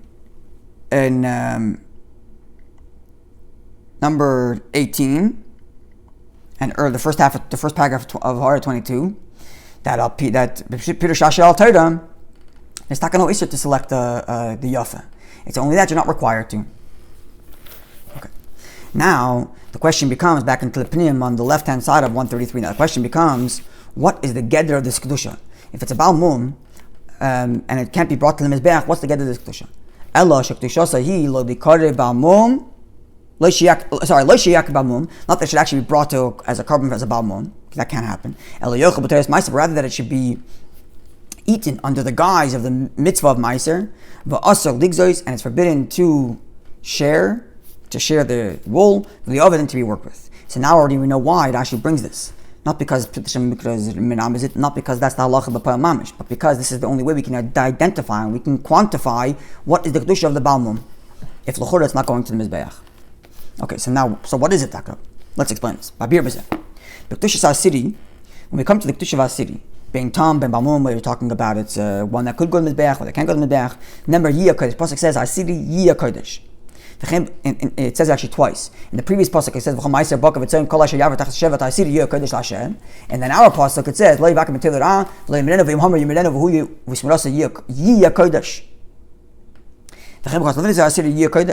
based off tevis yiyah, rather than just kodesh. This is understood. In addition to the fact that the behema comes kodesh, there has to be some proactive, actionable thing which we say it is kodesh, but not that it's kodesh and that nothing, like in the negative sense. Kodesh, which means holy or sacred, could actually mean just a negative description. It's not anything else. Like Kedushin. Harei Mekadesh Li is you're betrothed to me to the exclusion of everybody else. That's the main point here. The reason why it's Kadesh is because she can't be with anybody else. So if you just said Kadesh without the word Yiyah, then it could be a negative term. It's not mundane. But when you say Yiyah Kadesh, if you're giving it an active, proactive, positive term, then there has to be some activated Kadusha that happens here, in addition to the fact that it's just technically Kadesh by it not being Chulin. So there has to be some actionable thing that comes along with this Kadusha. I know this means to say, you should take Vishis and Skacha, the moment it becomes Kadesh, there is a Pa'ula, there's an active Kadusha.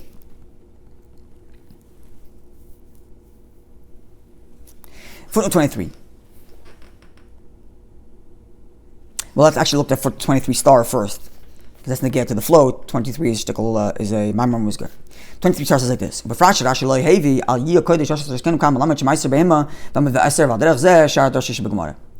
Torah Kohanim says a gewaltige thing, that how do you know B'chlal that Ma'aser Behema exists?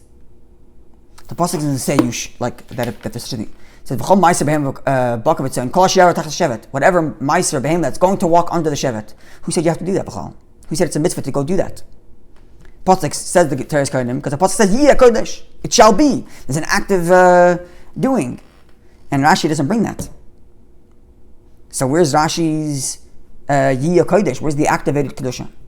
Especially considering the fact that there's all these other Limudim from Yiyah Kodesh. The Gemara brings in, and the Rebbe quotes from Gemara and Bechukosay, other Limudim. Okay. Now R23. Based on this principle, that whenever there's the word Yiyah, there's an activated Kadusha in addition to just the Kadusha of it being no longer Chulin. We can explain now the term in Rashi. We can explain now Rashi Bahar, which says Tia Bavase Tehei V'lei Kosher Zeh B'Tia Sheb'Kosher Shelafanav. This is talking about the din of Yovel.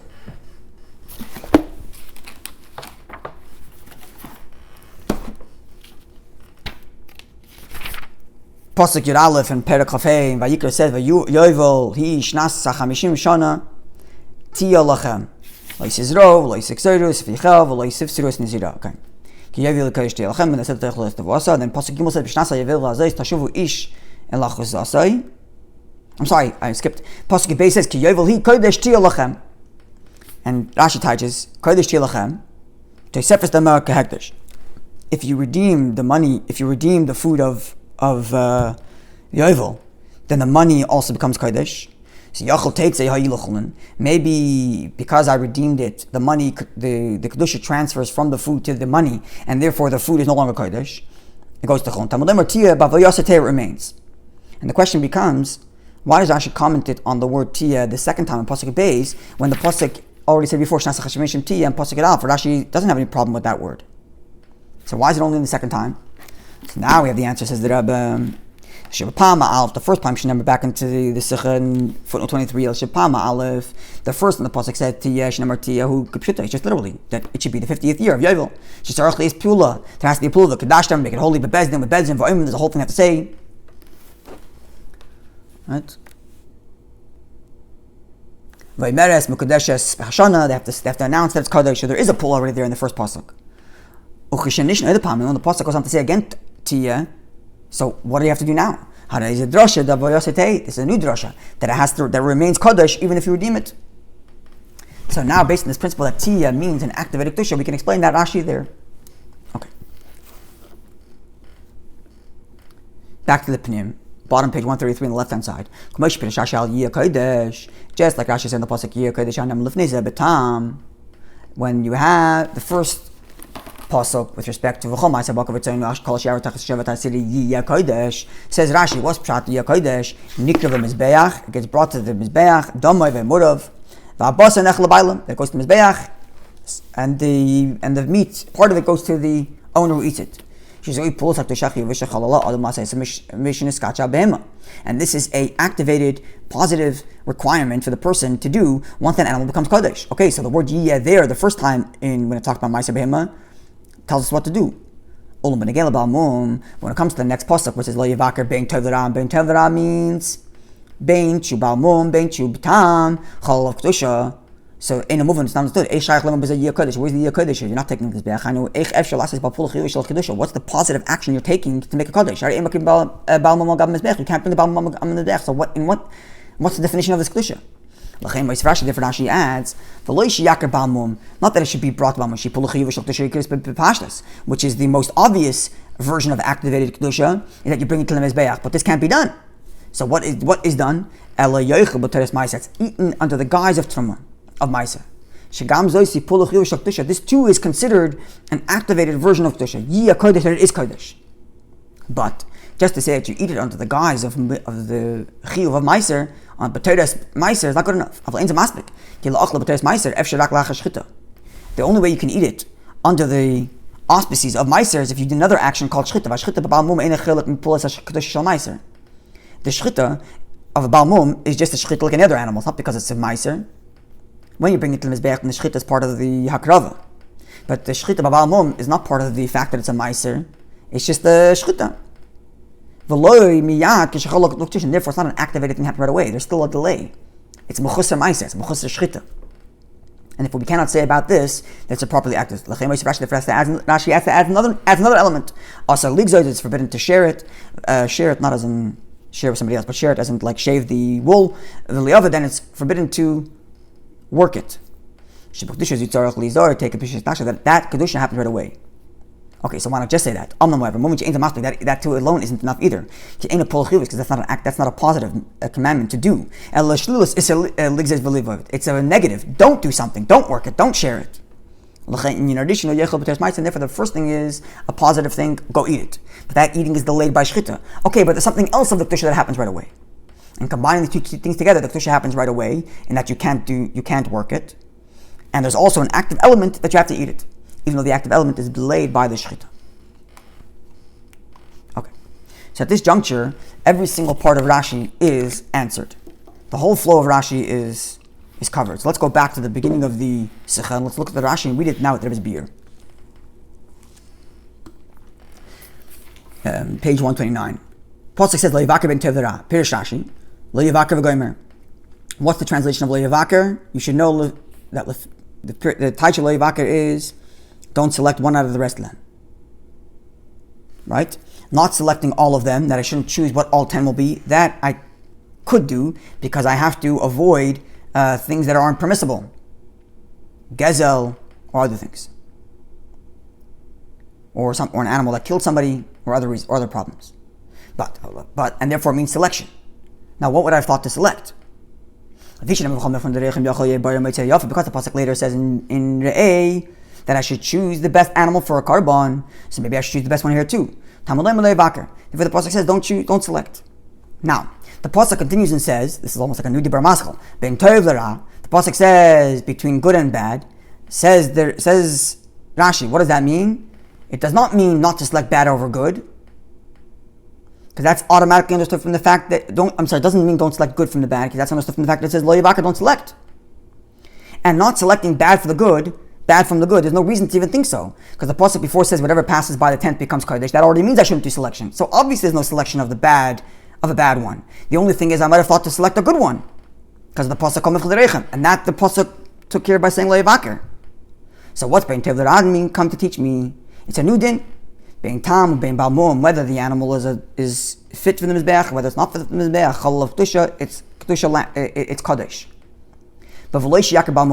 But this Kadesh, the fact that a Balmoon gets Kadesh, unlike any other Kadisha which cannot be Chal on a Balmoon, is not to tell you that there's no more issue with the Balmoon and therefore it doesn't go to the Mizbeach. Therefore it should go to the Mizbeach. No, Lo Yaakov Mizbeach, doesn't go to the Mizbeach.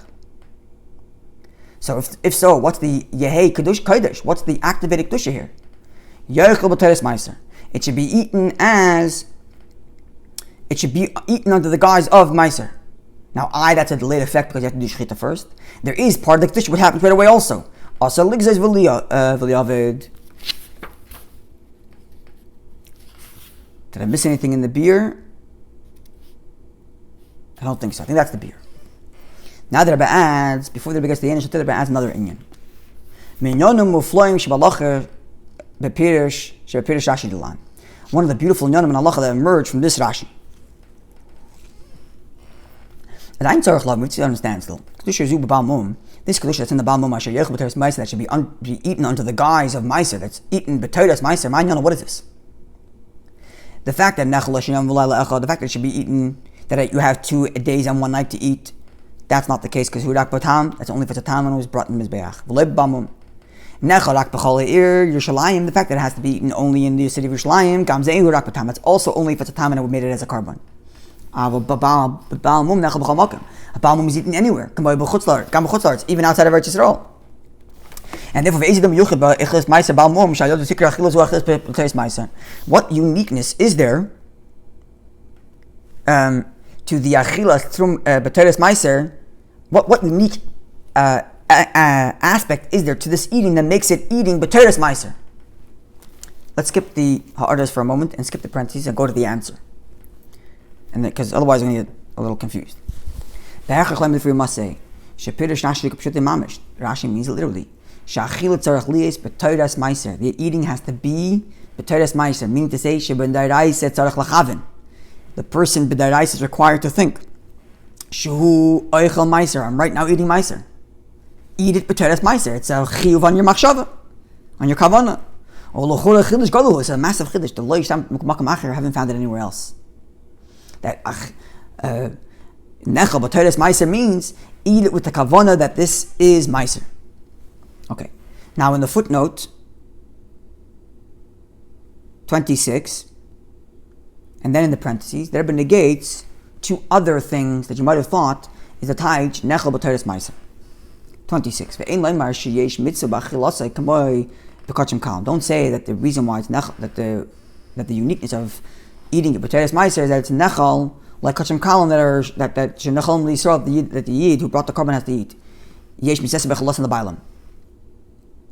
Shadei. The psukim that are brought in the sources quoted in the footnotes, they were rak b'kachim kalam ka'elu shenekram magam mizbeach. Don't talk about kachim kalam that are brought on the mizbeach, but not balimum. Ukutamuchin is obvious. Ein mitzvah b'chalos balmum she'en nikrav. There's no mitzvah to eat a carbon which became a balmum and therefore didn't make it to mizbeach. Gam is also obvious. Ma'abracha. What's the bracha you eat? What's the bracha you make when you eat? When you fulfill the mitzvah of eating a carbon? She lechal says zevach. The mitzvah is that I'm eating that which was slaughtered on the mizbeach. Okay, so therefore, don't tell me that the reason why that the uniqueness of teres meiser, nechel teres meiser, is that you're mechuyev to eat it, less you're mechuyev to eat kachim kalam, because that chiyuv only exists if it was actually brought in the mizbeach, and this balmum was not brought in the mizbeach. Okay, now inside the parentheses, another suggestion to what the taich nechel teres kainam is. Don't say shakavana hima that the meaning of nechel teres kainam is masha ein nimkardin be'itlis ve'ein shoklin be'litra. This is a special din with respect to bechur and meiser, which became a balmum, that you cannot sell it in the market because it's the property of the owner, and therefore can't be sold in the market regularly, and it can't be weighed precisely at a litra. It has to be done by estimation. Okay, so that's a unique din by bechur and meiser. Number one, Number one, there are many days which say that when it comes to a Balmoon at least, it's only the Rabbanan. Rebbe puts in the footnote 28 of the list of opinions that say it's the Rabbanan. And you see in the Rambam there it says, not just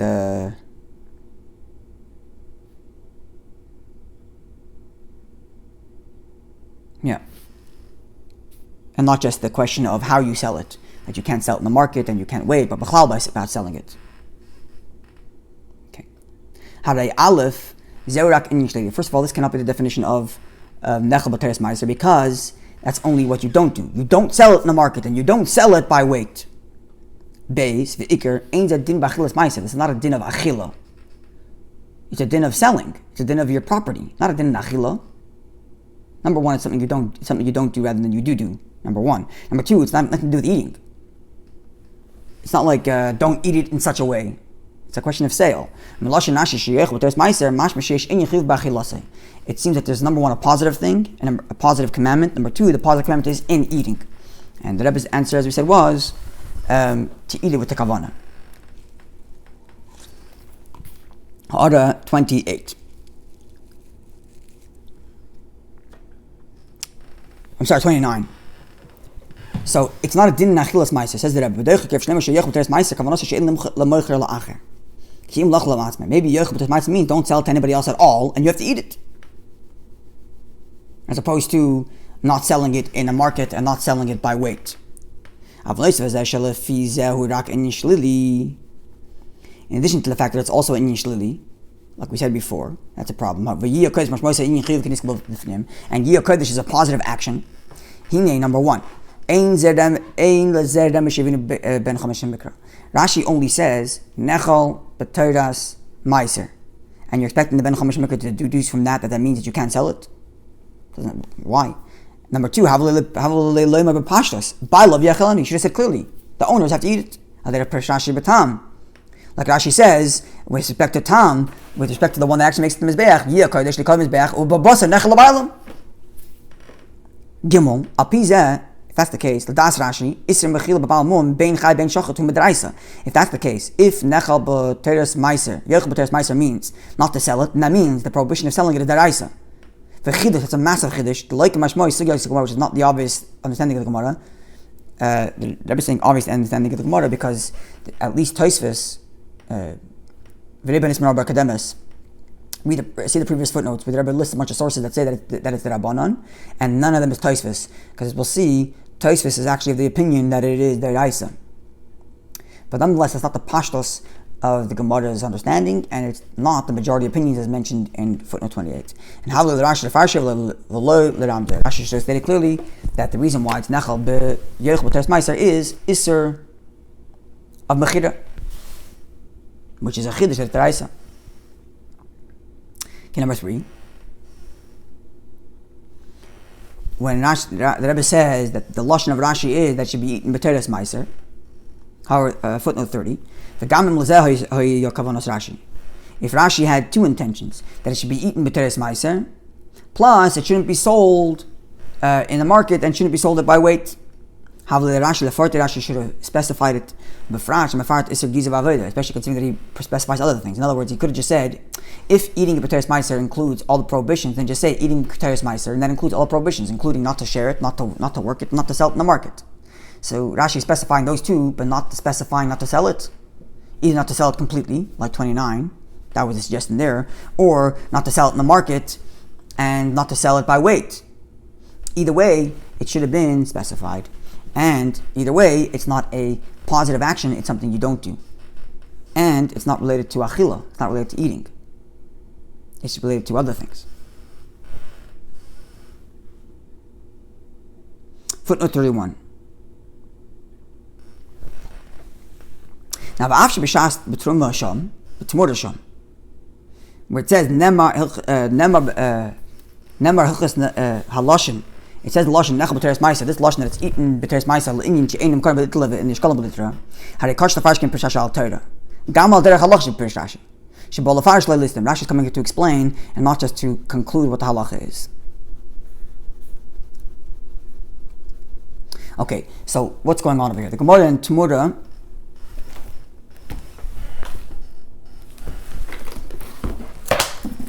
talking about, it's a sugya which comes up twice, once in Sanhedrin and once in Tumura. So first the Rebbe quotes the Gemara in Tumura, and then the Rebbe quotes the Gemara in Sanhedrin, and we're going to see the difference between the two. It's talking about an ir nidachas, and it's talking about a whether or not a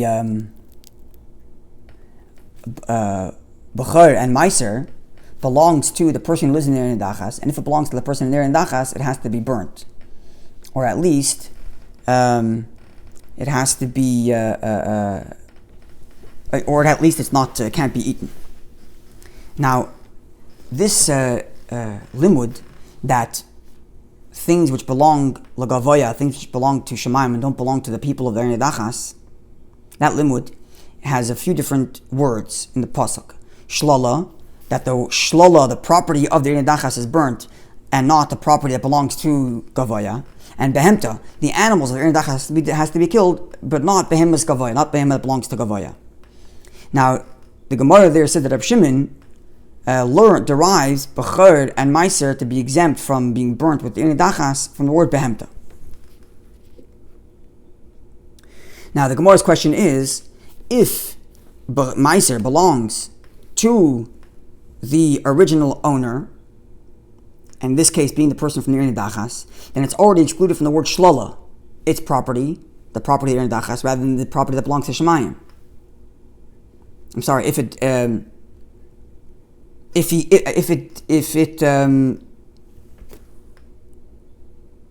sorry.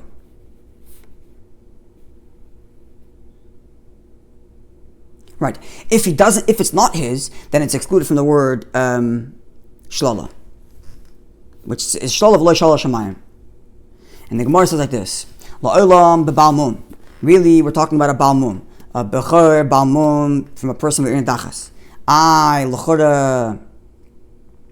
The pasuk says behemta, the animals belonging to ir nidachas should be destroyed, and l'chora, if it's balmoon, it belongs to the person because he gets to eat it. Says the Gemara, mishenecha b'toras behemta. Even though yatzu b'chor meiser she'enecha b'toras behemta. Even though it's not true that the meiser and the bechor is eaten by the owner, and because it's eaten by the owner, you might think it's property of the ir nidachas. Says the Gemara, no, it's not eaten by the owner, but it's eaten b'toras meiser. Why? The Tanan called Plum Kadosha Nemkarim Beitel V'Nishchat Mitzkin Chutz M'Bechor Meiser. And the proof that it's being eaten b'toras meiser, even though it's being eaten by the individual, and that's why it ought to have been burnt in the ir nidachas, but it's being eaten under the guise of toras meiser. What's the proof? Says the Gemara in Tumura from our Mishnah, which is this din that you're not allowed to sell it in the market. Now, if that's the case, look back at Har 31.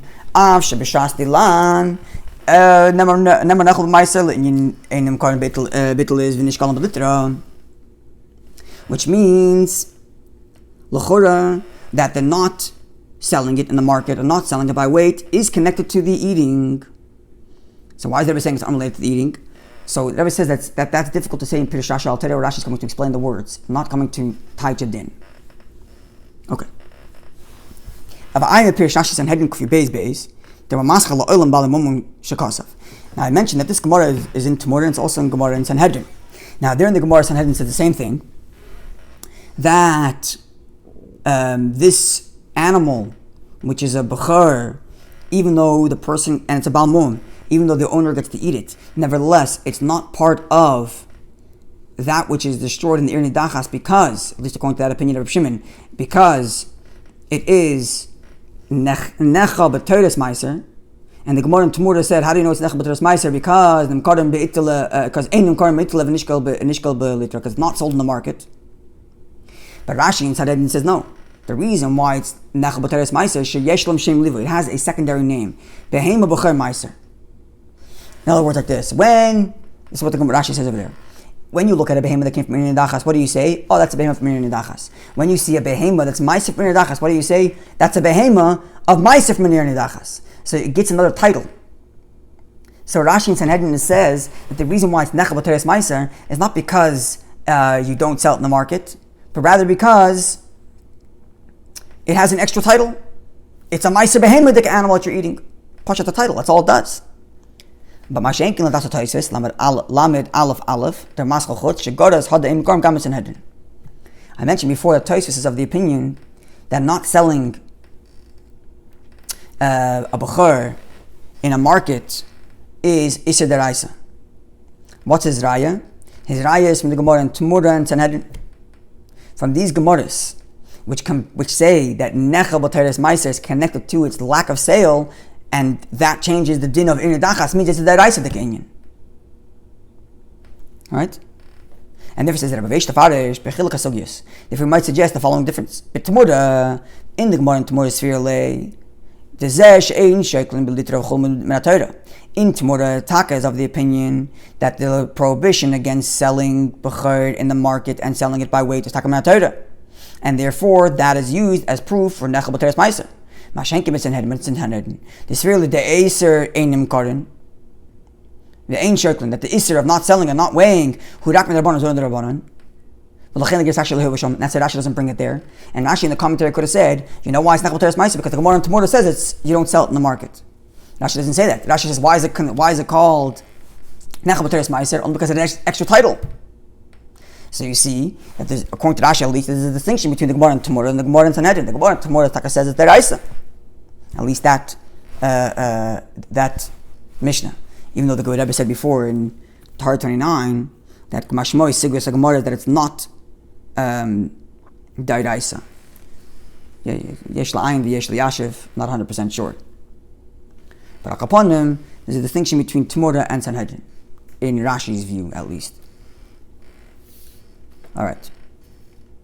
This is all the background to say that when Rashi says Nechel B'Teres Meiser, it cannot be any things that you don't do. You don't sell, you don't this, whether it's Deraisa, whether it's Rabbanon, whatever level it is, that can't be the definition of Rashi Pshut Shabikra.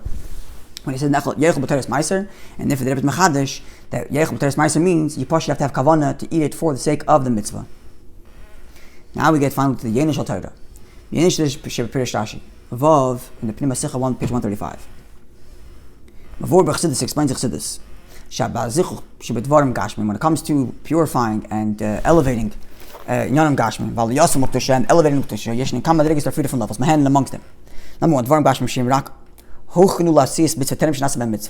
are physical things that have been prepared for a mitzvah, but you hadn't made into a mitzvah yet. Going semesh hochel tzitzis, like a wool that's now ready to be tzitzis, or klaf tefillin, or klaf that's ready for tefillin chulum. That's one level. Malam is a higher level. The physical things, the pair of tefillin after I wore it. The mitzvah that's required, that's the Kadisha that's acquired, the zichuch, the refinement that's in the leather after I do the mitzvah putting on tefillin. I did kill my mitzvah through the mitzvah. That's when the highest level of refinement there is. Even after you finish fulfilling the mitzvah, it still remains Kadesh. The shimu is there. Even amongst it, this is a chiluk. There's one level that's tashmish Kadosha, as opposed to tashmish mitzvah. Like for example, I think a lulav is an example of that because it doesn't remain Kadesh after it's done. But tefillin is Kadesh even after you're done with the tefillin. But after 7 days of Shavuos, the lulav is tashmish mitzvah. It's used for a mitzvah, and therefore it's no longer has Kadusha. I believe that's an example. Moreover, even things that were not done, that it itself isn't a mitzvah. But through it was not a mitzvah. We're going, for example, money given to charity. It's even less than like a lulav, which at least during Yom Tov it's a mitzvah. But money is just a medium through which I give tzedakah, charity. The point is I'm feeding somebody else. In the Afsha, there's no Kadisha in that cash. They're regular cash that can be expended anywhere. Nonetheless, you cannot compare money that before tzedakah was given through it, like you can't compare it to the way after tzedakah was given through it to before. And as explained in Tanya, when a person gives Tzedakah, it's Mila, all the rest of his money, because he put all that effort to making the money and he's giving it away. And if that's the case, then that would mean that the 10th one elevates all the other 9. Why is it a dayin tzarech iyun? L'chora, it's bepashtus.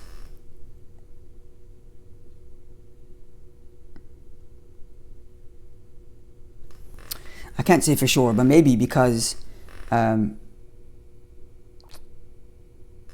each sheep is an individual sheep, and when you give away one, it's kind of separate from the rest of them. But my cash value is not separated by $100 bill, another $100 bill. It's all one value that I have. When I give away one of it, it's like I'm giving away a chunk of my sum total of money, and therefore all the money is shrunk because one is gone, as opposed to each individual sheep remains separate. But on the other hand, I have one less sheep in total. So, I don't know, maybe that's where the dayin tzarech iyun is, but if anybody has a different suggestion, welcome. The reason why there's Kadosha in Gashmistic things through which a mitzvah was done on the various different levels, this is what Matan Torah does. As we all know from famous from Chassidus, the quote the Medrash, that after Matan Torah, Kadosha can come to this world, and our world can elevate to Kadosha. That is to say, that the refinement that happens in the physical stuff when we're doing a mitzvah, its effect stays there even after the person is done doing the mitzvah. Then besides Chelek, we talk about the uniqueness of the mitzvah's milah, where Avram Avinu was commanded to do a mitzvah, and the commandment, and the fact that even though he was makayim mitzvahs before, but there's a uniqueness in the mitzvah's milah being commanded, because now that he was commanded, he's able to turn a physical thing into a chefetz of a mitzvah, whereas other mitzvahs he could not turn into a chefetz of a mitzvah, even if he did them beruchnius. Reichos hayu. Okay, but in this idea that ruchnis can penetrate and transform gashmis, Merumas b'Pirish Rashi is alluded to in our Rashi. Mais behema t'mima shnemer al zayiyah Kadesh. There's the behema tam which can be brought to the mizbeach. Yiyah Kadesh. That's obvious. It's very clear. This is a Kadosha, like an animal, because it's being brought to the mizbeach, damav, emura, etc. However, behema Balmoon, but a Balmoon, which is not offered to the mizbeach, l'chura there's no Kadosha. You can't see it. Nothing happens to it. After it walks through that 10th thing, it's a Balmoon. It can't be brought to the mizbeach, and it's the 10th one to walk onto the sheep. No change is done there. The only thing is a negative thing. It's only things that you can't do to it. That's like, it's prohibited to sully it. It's prohibited to disgrace a mitzvah. But it doesn't change. There's no activated Kadisha here. But now comes the Rashi, because the mitzvah ma'aser was now fulfilled. Kadisha is there. Therefore, right away, there's a positive action. There's a positive Kadisha in that object. Okay, so that's one initial Torah, and that this idea of Rashi, that the moment the person eats it, the moment the person makes a Kadesh, it becomes holy in an active way, not just in a negative way, that it's not to be discarded, but there's an act of Kadisha that is mirumiz in this idea of the meiser that needs to be eaten l'shem Kadushas meiser. Another Indian initial Torah from our Rashi. You do what's well known. The Indian Sumer Rasa Torah with respect to the two things of staying away from doing bad things and the positive and the doing of good things. When do you draw Kadosha into this world? By doing mitzvahs. In order to bring Kadosha into this world through a mitzvah, a person first has to stay away from doing bad. Like a physical king. You want to make up a beautiful home. First you got to clean the house out. And then you bring in the furniture. Bringing in the furniture is Mitzvah, bring the furniture in. Let's say don't do that. That's like cleaning up the room. So even though the ikar here is asay toiv, to bring Kadosha in, but you first, as a Havdama, have to have sumarai, you have to remove the negativity. I'll get to footnote 39 in a second. And this is what Rashi alludes to in the order. First, sheyechel b'teres meiser. First he says the positive thing, eat it b'teres meiser. V'achach asal ligzis v'levet. And only afterwards he says, don't do the negative things. The first, because first Rashi is telling us what's the ultimate objective. The ultimate objective is the positive, eat it in a holy way. Do the good things. Because that's what's going to elicit Kadosha down here in this world, as mentioned before. And only after he tells you what the Iker and prime objective is,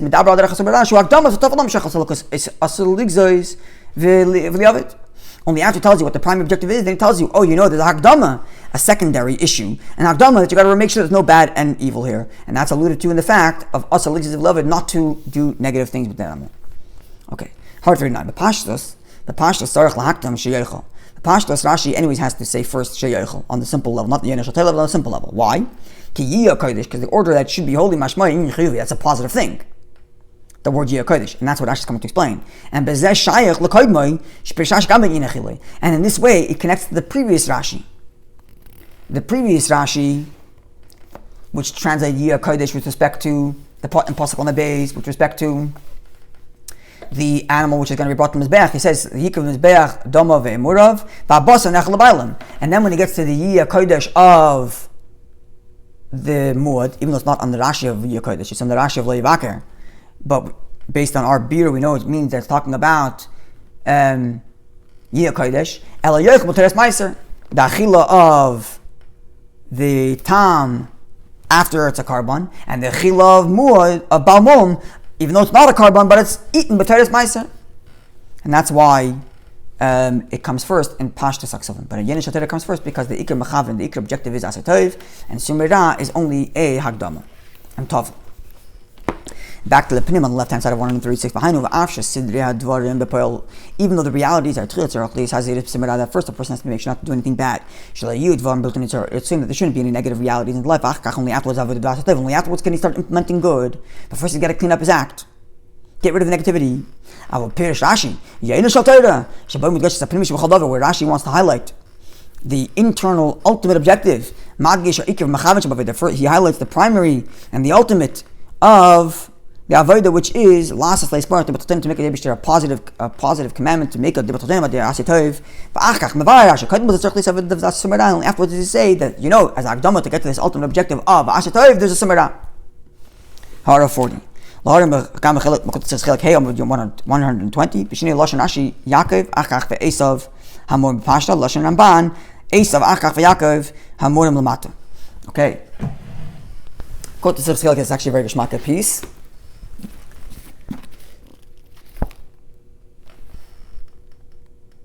Page 120, yeah. So the Rebbe is analyzing Rashi at the beginning of Parshas Toldos, where the pasuk says the El told us Yitzchak, and Rashi says Yaakov ve'esav hamorim b'parsha, and the Rebbe has a whole beer. Then the Rebbe comes to Yenesh Torah. The Ramban says the same comment, but in different words. It says Esav Yaakov hamorim lamata. Esav that told us Yitzchak are Esav and Yaakov mentioned below. Whereas Rashi says Yaakov Esav hamorim parsha. Yaakov Esav mentioned in the parsha. And if the Rebbe says the Ramban, which says hamorim lamata, which I said down here, first comes Esav Yetzer Hara. A person's born as Yetzer Hara, and only then comes Yetzer Tov Yaakov. But hamurim beparsha, when you're talking about the way it's said in Torah,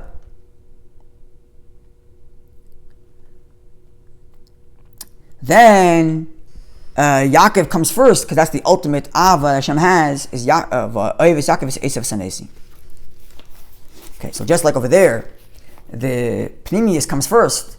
When you say hamurim beparsha, Rashi, which is Yenesh Torah hamurim beparsha, that which is said in the Torah, the way it's supposed to be, first comes Asatov, Yochel B'Truma, and only afterwards Rashi says, there's going to be Hakdama of Sumerah, Aser Ligzos V'Levet. Oy Jesh Lefarasha, Pipshat Sheberemez Zeh.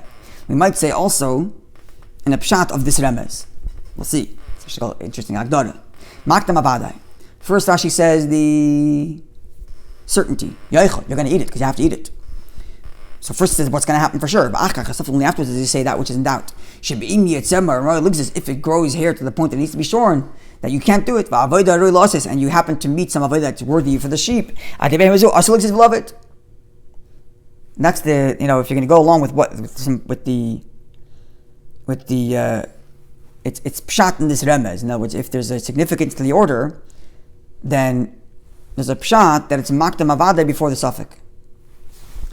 Now I'm not 100% sure if this is in addition to what he said in chapter 30 in Ha'ara 39, that it comes first because that's the more pashtas way of understanding Yeh Kadesh, or maybe this is like a remez like a pshat. I'm not 100% sure, but what the Hagdara of pshat shebiremezeh. But let's see how it continues to the next thing. When the Afsha Sumirah is so giza, even though the Sumirah, which is the Isser mentioned before, it's only Akdama to Asitoiv, Yoich Betrum Beteres Meiser, and the Asitoiv, which is that it should be eaten b'Meiser, even though the ultimate objective is the Asitoiv to do good, but nonetheless, when it comes to avoiding bad, you have to make sure that in every nook and cranny of your life you're avoiding bad.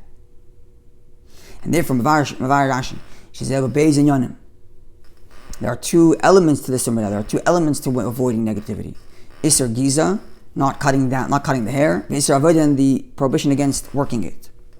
Hazir Tzarech Li is the being careful, staying away from negativity has to be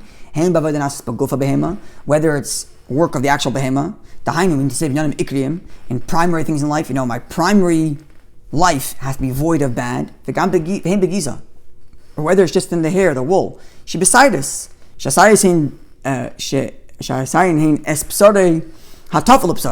Sidis are referred to as espesare, that which is secondary to my actual body. That is to say that Rashi is telling us that you have to be careful from any negativity, even things that are secondary. So not just enough to say, in the big stuff in life, I'm a good guy. And the small stuff, I do little bad things here and there, it's okay. Says Rashi, no. There's Isser of Avodah in the actual animal, and there's Isser of Giza in the hair. Even something is secondary and is insignificant as hair, even that, there's a prohibition against. Even there has to be the Sumirah. As the Achana too, the ultimate Asetoiv. And